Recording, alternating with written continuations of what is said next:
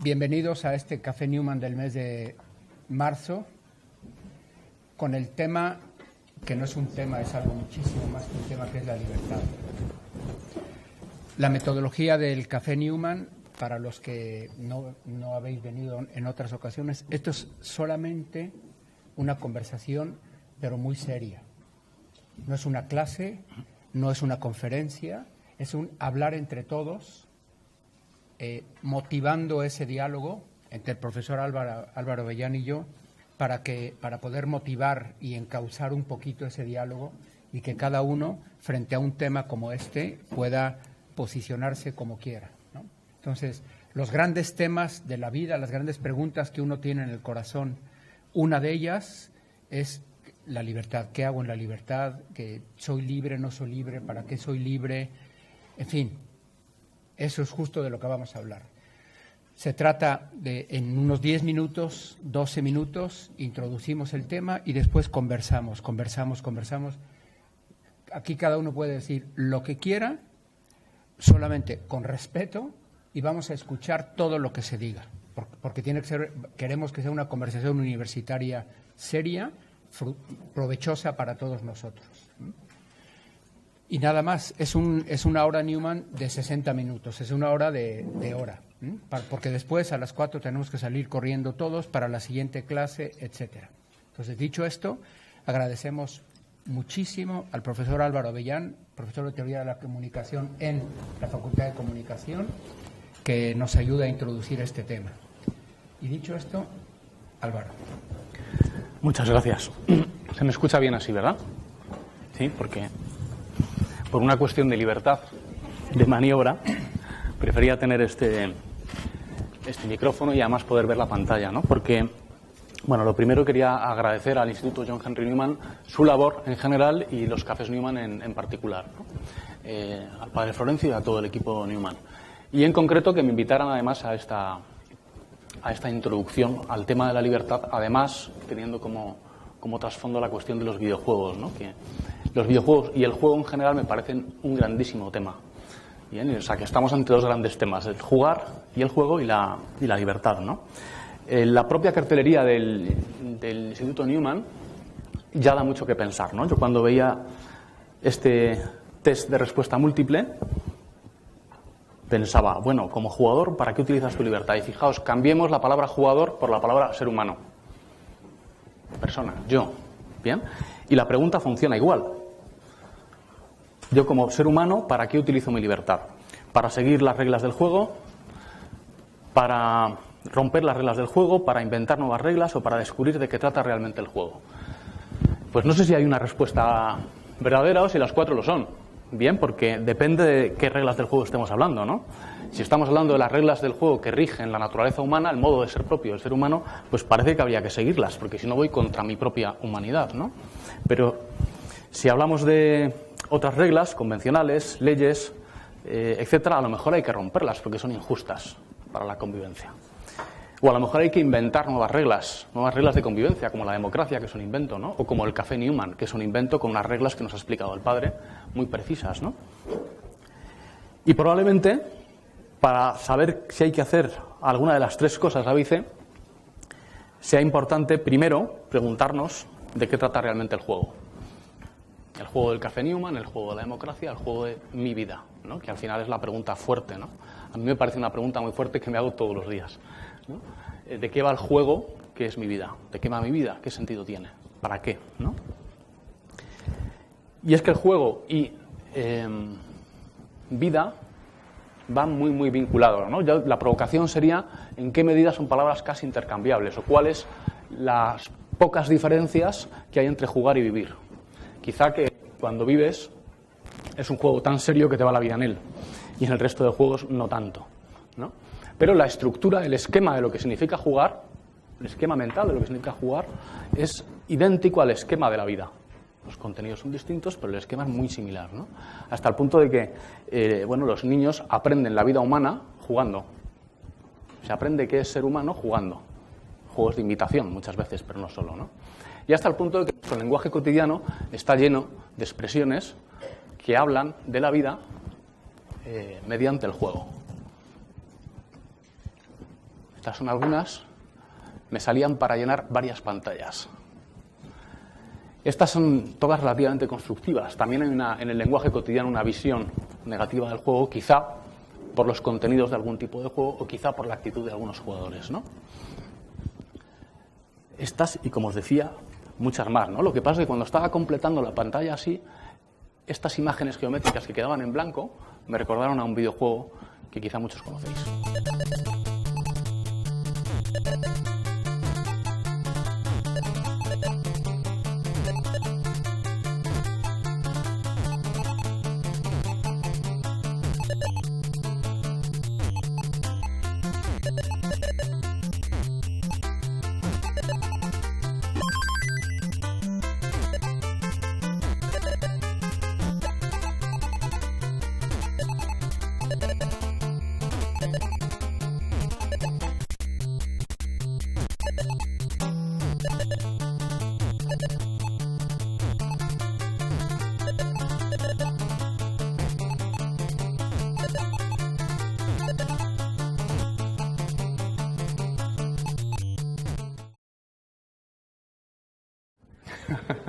Uf, lo estábamos pasando mal ya, ¿verdad? Se llenaba aquello y no había manera. Bueno, yo creo que es suficiente para mostrar la mecánica de este juego para algún despistado que no haya jugado al Tetris en su vida, ¿no?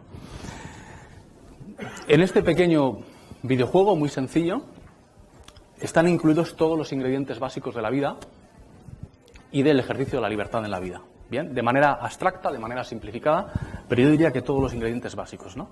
De entrada, estamos en un mundo, el mundo Tetris, que es un mundo en 2 dimensiones nada más, bien, pero que es un mundo que tiene una dimensión espacio-temporal delimitada, que tiene una mecánica, unas reglas y un sentido, un destino, bien. Se conforma todo lo que ocurre en el juego conforme a unas reglas, bien. Entonces está el mundo. Un poco más simple que el nuestro. Y luego está el personaje, el jugador. Uno o varios en competición. Y el personaje se comporta en ese videojuego como nos comportamos en la vida. El dinamismo de la propia vida humana. Es decir, tenemos retos. En este caso el reto es muy claro, ¿no? Lo hemos intuido, los que no conocíamos el juego. El reto fundamental es que no se me llene de objetos lo que sería el hueco de mi vida. Bien.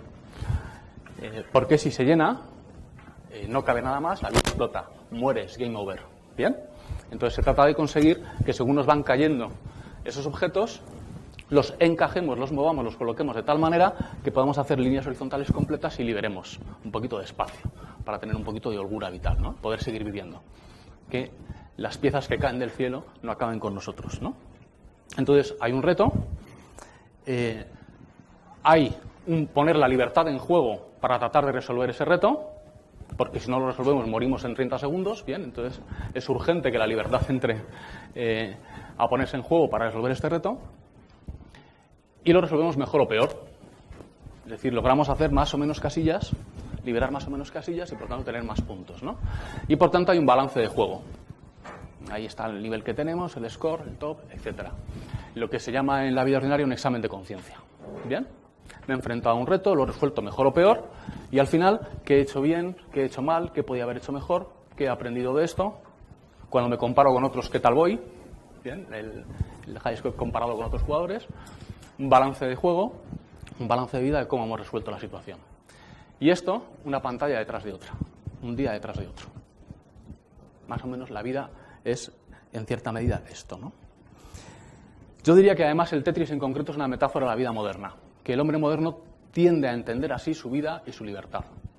El hombre moderno vive rodeado de problemas, todos son problemas que nos llueven, uno detrás de otro, ¿bien? Y la libertad, fundamentalmente, la usamos para gestionar esos problemas, resolvernos y quitárnoslos de en medio. Lo que ocurre con esta lógica es que cada vez, o sea, que nunca paran de llover problemas, siempre van cayendo, ¿no? Y además, cuantos más líneas hacemos, cuantos más problemas vamos resolviendo, más aparecen y de manera más rápida. De forma que al final, lo que al principio nos permite tener un poquito de holgura vital y hace el juego entretenido, al final es un infierno, un estrés, ¿bien?, que acaba machacándonos, porque no tenemos tiempo para enfrentar todos los problemas, para encajarlos adecuadamente, para resolverlos bien. La vida, desde este punto de vista de resolver problemas, pues va adquiriendo un cariz estresante y difícil, ¿no? Además, todos los jugadores de Tetris sabéis cómo acaba esto. ¿Cómo acaba el Tetris? Muriendo. El Tetris acaba siempre con todo lleno de problemas y con la expresión game over. De manera que cuando llegamos al cementerio de los jugadores de Tetris, nuestro mayor logro es haber resuelto más problemas que otros. Pero ya está. No tiene más sentido este juego. ¿Bien? De manera que estando todos los ingredientes fundamentales para la reflexión que vamos a tener hoy, pues quizá no lo están de manera plena o suficiente, ¿no? Bueno, aquí está explicado. Esta es la versión de máquina, ¿no? del Tetris, ¿no? Como os decía, ¿bien? El Tetris es una metáfora de la vida moderna. Uno ve Tetris, cuando juega mucho al Tetris, en todas partes. ¿Bien? Lo reconocéis, ¿verdad?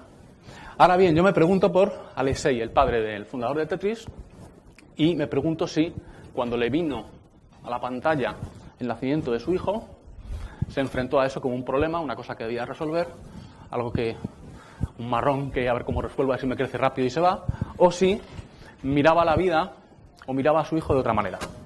Si los retos que supone la paternidad en este caso, si todos los retos de la vida que tenemos se pueden enfocar en clave de resolver un problema, ¿no?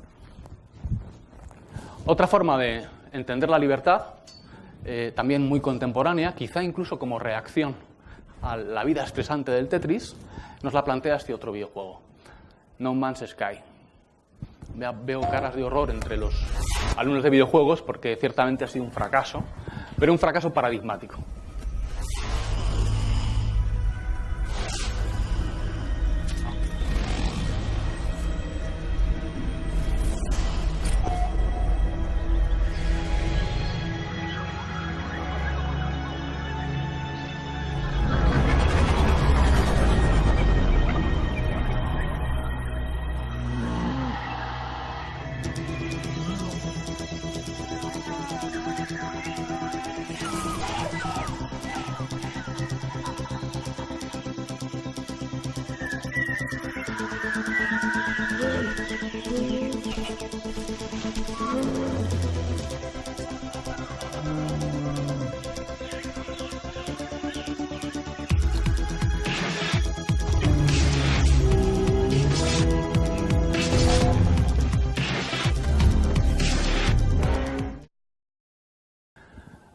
Bueno, esta es otra manera de mirar la vida, de jugar la vida.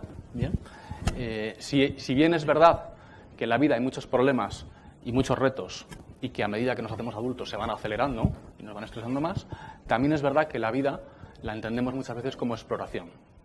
Bien. En este videojuego la clave es explorar el mundo. Este mundo y el cosmos entero. Enseguida podremos coger una nave e ir a otros planetas. Bien. Explorar el mundo. Ir conociendo el mundo, nombrando las cosas, obteniendo recursos que nos permiten explorarlo y conocer más mundos. ¿Bien? ¿Qué ocurre con este videojuego? Bueno, es un videojuego que llaman de mundo abierto. ¿Bien? Mundo abierto quiere decir que en principio la libertad de movimientos, la libertad de maniobra es ilimitada, que es infinito, que podemos ir donde queramos. Sabemos que es falso, ¿verdad? Los creadores lo idearon como un posible mundo abierto, pero a través de un algoritmo, claro, no diseñaron infinitos mundos porque es imposible, ¿no? A través de un algoritmo se van generando mundos, pero aún así el algoritmo es limitado y además los mundos son repetitivos, aburridos. ¿Bien? Pero es la pretensión del mundo abierto. La exploración en espacio y en tiempo es infinita, una aparente libertad absoluta. Aparente libertad absoluta. De movimientos, ¿vale? De maniobra, incluso de elección. Voy a este sitio, voy a otro, voy a donde me da la gana, ¿no? Después de varias horas de jugar a No Man's Sky, uno se aburre.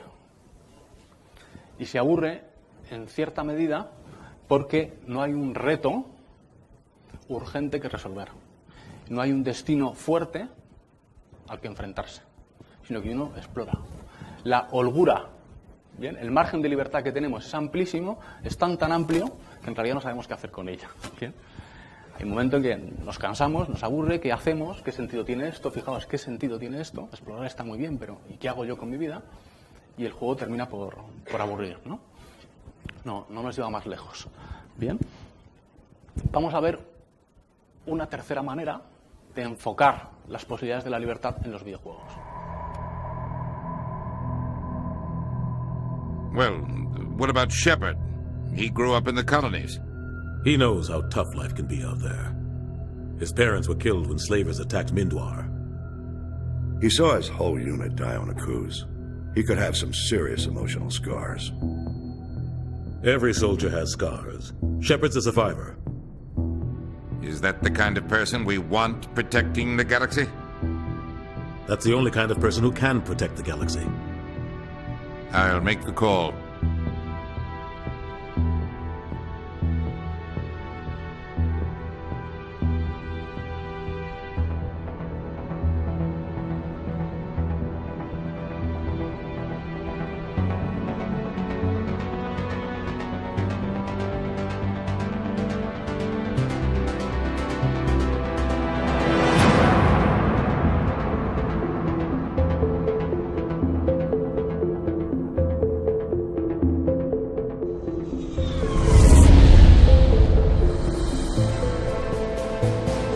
Arcturus Prime relays in range. Initiating transmission sequence. Commander.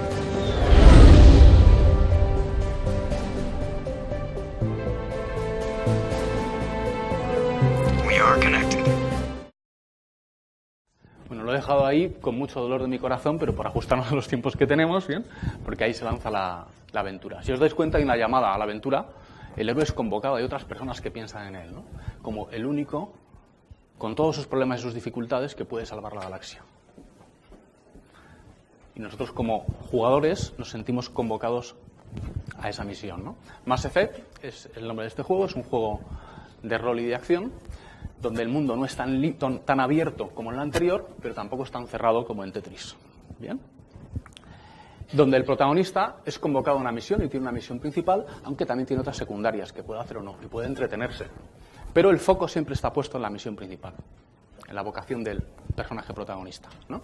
Y durante el juego, el comandante Shepard tiene que enfrentarse a elecciones, ¿no? En este caso, en la batalla final, tiene que elegir entre salvar al Consejo de la Galaxia, los gobernantes, ¿bien? Entre dejar morir al Consejo y puede elegir concentrarse en el soberano, que es el villano, el megavillano que está acabando con todo, ¿no?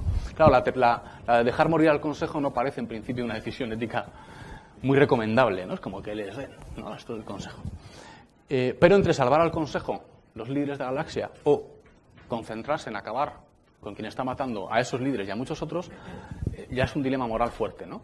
Hasta el punto de que si en el Tetris queremos parar para desestresarnos y en No Man's Sky queremos parar para contemplar el paisaje, aquí queremos parar para saber qué decisión tomar.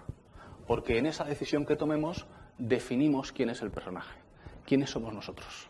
Y en buena medida definimos también el sentido de la galaxia. Entonces aquí hay que pararse por otras razones, ¿verdad? Que a veces nos conmueven mucho. Es un videojuego en el que la elección moral, la elección por las consecuencias que tiene tu acción en otros y por las consecuencias que tiene en quién eres tú, en cuál es tu vocación, pues es ciertamente importante o determinante, ¿no? Entonces se recupera el sentido del reto, del modo en el que resuelves el reto, que es ciertamente más libre, con más opciones que en el Tetris, y del balance de juego, del sentido que tiene la vida de este personaje en la historia de la galaxia, ¿no? Y el sentido que tienen sus acciones en su propia vocación, en quién es él para sí mismo, en quién quiere llegar a ser. ¿Bien? Este videojuego ya nos plantea preguntas que hemos visto en otros manteles de Newman, ¿no? Salvar a la princesa, continuar mi travesía, etcétera, que tienen más volumen existencial, o nos lleva al cartel que prepararon en el instituto, que me parece magnífico, ¿no? Sobre una metáfora del videojuego, incluso yo diría que inspirado en Mass Effect, precisamente, ¿bien? Con un árbol de decisiones, y nos lleva a la pregunta de la libertad en relación con quiénes somos, con cuál es nuestra vocación, de qué va este juego, en qué consiste el juego de mi vida, ¿no? Debo ir cerrando ya, ¿verdad? Entonces, bueno, estas son pequeñas conclusiones de mi experiencia de jugador, ¿bien? Que pueden inspirar el debate o no. Son pequeñas conclusiones que van acompañadas de pregunta, ¿no? El Tetris lo inventa Alexei, pero ¿quién se ha inventado el juego de mi vida? Pues los creadores de videojuegos sabemos quiénes son, pero los de este mundo real, o el de este mundo real, o no es un juego, este mundo, que no tiene reglas, que no tiene consistencia, que no tiene Bien. La vida se juega bajo unas condiciones que limitan nuestra libertad de maniobra, pero también limitan nuestra libertad interior, de la elección de quiénes queremos ser en cada momento, de qué ideal encarnamos, de qué dice lo que hacemos, de quiénes somos. ¿Cuánta holgura necesitamos para poder entrar en juego? ¿Cuánto margen de maniobra? El juego de la vida no nos es dado del todo hecho, entonces tenemos que inventarnos la vida. ¿Hay algún reto preestablecido? ¿O tenemos una vocación, un destino que nos encontramos? Estamos forzados a elegir, tanto en el Tetris como en No Man's Sky, como en Mass Effect, como en nuestra vida, ¿no? Y nuestras acciones tienen consecuencias, en la vida real siempre las tienen, ¿no? ¿Toda acción nos mejora o nos empobrece? ¿Toda acción es significativa para nuestra vida? ¿O hay acciones indiferentes? Y por último, el resultado de nuestras acciones no siempre está en nuestra mano. Y esto es real, tanto en los videojuegos como en nuestra vida, ¿no? Si eso es así, ¿qué otro criterio tenemos para elegir? Además del resultado esperado, ¿no? Incluso podemos salvar la partida, como nos ocurre en los videojuegos, y volver atrás, como si no hubiera pasado algo. ¿Es lo posible, no? ¿En qué medida? Son las preguntas que me venían preparando esta pequeña introducción. Muchas gracias.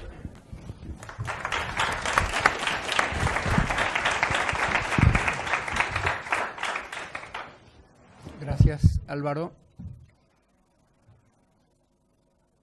¿Mi paso por la universidad es un juego o es un videojuego? Yo no escogí cuándo nacer, en qué familia nacer, con qué cuerpo nacer, cómo iban a ser mis padres, cuántos hermanos tener, cómo iban a ser mis hermanos. Y sin embargo, en medio de ese juego me encuentro, de ese juego que no es un videojuego, es mi vida, y tengo que hacer algo con mi vida, tengo que hacer algo con mi libertad. Por tanto, las preguntas que nos planteamos, la libertad no es un tema, es todo. Quiero que cuando yo me enamore, me quiero enamorar de un personaje de videojuego con el cual yo haga lo que quiera, o me quiero enamorar de alguien de carne y hueso con el cual haga una vida de verdad, ¿no? No digamos cuando tenga un hijo, no quiero un hijo de videojuego, quiero uno de carne y hueso, ¿no? Pero estáis un poco lejos todavía, la mayoría de vosotros, de eso. Y sobre todo, ¿quién inventó este juego? Porque en este juego, o sea, ahí el que se muera, pues no pasa nada, se acabó el juego y game over y next game, please.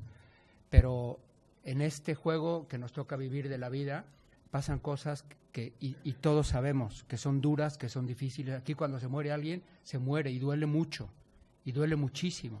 Entonces, este juego, ¿qué? ¿Qué hago con mi libertad? ¿Quién me dio la libertad? ¿Para qué me dio la libertad? Entonces, ¿es posible tener respuestas a esto?